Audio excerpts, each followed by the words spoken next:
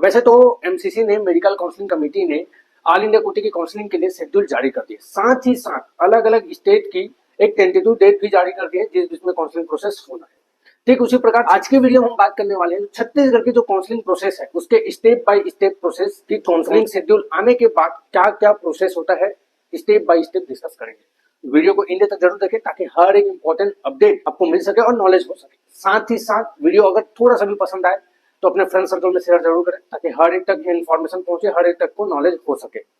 कोई भी डाउट हो तो कमेंट करें, चैनल पे पहली बार विजिट कर रहे होंगे चैनल को सब्सक्राइब जरूर करें। अगर आपका मार्क्स जस्ट क्वालिफाई है नीट में 2025 में और एडमिशन देख रहे होंगे मेडिकल, डेंटल, वेटनरी, आयुर्वेदा में एडमिशन पॉसिबल है, नीचे दिए नंबर पे आप कॉन्टेक्ट कर सकते हैं और हर एक अपडेट आप ले सकते हैं। तो बिना समय व्यर्थ किए बात करते हैं काउंसलिंग प्रोसेस की स्टेप बाय स्टेप के बारे में, जहां पे सबसे पहले आता है ऑनलाइन प्रोसेस, ऑनलाइन रजिस्ट्रेशन, जो कि छत्तीसगढ़ में सीजीडीएमई ऑफिशियल वेबसाइट है जिसके माध्यम से होता है, जहां पे आपको सबसे पहले ऑनलाइन रजिस्ट्रेशन करना होता है जो कि वन टाइम होता है। उसके बाद आपको कोर्स का सिलेक्शन करना होता है। आपने रजिस्ट्रेशन कर लिए, कोर्स को सिलेक्शन करना है कि आपको एमबीबीएस करना है, बीडीएस करना है या दोनों कोर्स भी कर सकते हैं। इस प्रकार से आपको सिलेक्शन करना होता है।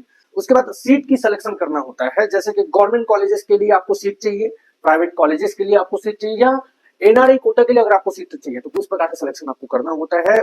उसके बाद आपने जो सिलेक्शन किए हैं, गवर्नमेंट हो, प्राइवेट हो या एनआरआई हो, उसके हिसाब से जो भी वहां पे रजिस्ट्रेशन फीस है वो पेमेंट करनी होती है। आप स्क्रीन में देखिए स्टेप बाय स्टेप। उसके बाद चॉइस फिलिंग करना होता है कि आपको गवर्नमेंट कॉलेजेस चाहिए, उसको किस तरीके से आपको चॉइस करना है कि कौन सा कॉलेज आपको पहले चाहिए, प्राइवेट में जा रहे हैं तो कौन सा कॉलेज चाहिए, एनआरआई में जा रहे हैं तो उसमें कौन सा कॉलेज चाहिए, ऐसा आपको ऑप्शन रखना होता है। उसके बाद मेरिट लिस्ट पब्लिश कर दिया जाता है सीजीडीएमई यानी कि गवर्नमेंट के माध्यम से एक मेरिट लिस्ट जारी कर दिया जाता है जिसमें जितने भी बच्चे पार्टिसिपेट कर रहे हैं काउंसलिंग में ऑनलाइन प्रोसेस किया उनके लिए लिस्ट रहती है। तो जो मेरिट लिस्ट आई है उसके हिसाब से ही राउंड 1 के लिए अलॉटमेंट जारी कर दिया जाता है। अब राउंड 1 में दो प्रकार के बच्चे रहते हैं, जिनको कॉलेजेस मिल चुका है आप ग्रीन बॉक्स में देख पा रहे होंगे, और जिनको कॉलेजेस नहीं मिल रहा है यानी कि वो नॉट अलॉटेड है, रेड बॉक्स में है। जहां पे अलॉट हुआ है तो उसमें भी दो प्रकार से रहेंगे, एक तो गवर्नमेंट मेडिकल कॉलेजेस अलॉट हुआ होगा या तो फिर private medical colleges, private dental colleges है तो फिर गवर्नमेंट डेंटल कॉलेजेस अलॉट हुआ होगा। इसी प्रकार अगर हम बात करते हैं, अगर आपको कॉलेजेस अलॉट हुआ है तो उसमें आपको स्कूटनी यानी कि डॉक्यूमेंट वेरिफिकेशन कराना बहुत ही जरूरी होता है। अगर आपने स्कूटनी करवाए हैं और आप गवर्नमेंट मेडिकल कॉलेजेस में आपको अलॉटमेंट आया तो वहां पे आपको एडमिशन मैंडेटरी है, एडमिशन आपको लेना जरूरी है। आपने एडमिशन का प्रोसेस कर लिया है तो राउंड 2 का ऑप्शन आपके लिए अवेलेबल हो जाएगा। प्राइवेट कॉलेजेस या डेंटल कॉलेजेस मिले हैं तो वहां पे आपको एडमिशन लेते हैं तो राउंड 2 के लिए आपके पास ऑप्शन आता है। सेम उसी प्रकार राउंड 2 का भी प्रोसेस होता है। अलॉटेड कैंडिडेट आते हैं, नॉट अलॉटेड कैंडिडेट आता है, गवर्नमेंट मेडिकल कॉलेजेस मिले हुए हैं या प्राइवेट कॉलेजेस मिले हैं। सेम राउंड 1 में जो प्रोसेस किया वहां पे भी राउंड 2 में प्रोसेस करना होता है। तो इस प्रकार से स्टेप बाय स्टेप काउंसलिंग का प्रोसेस रहता है। अगर तीसरे राउंड में सीटें बचती है तो वहां पे सिर्फ वही कैंडिडेट पार्टिसिपेट कर सकते हैं जिनको एक बार भी कॉलेज अलॉट नहीं हुआ है।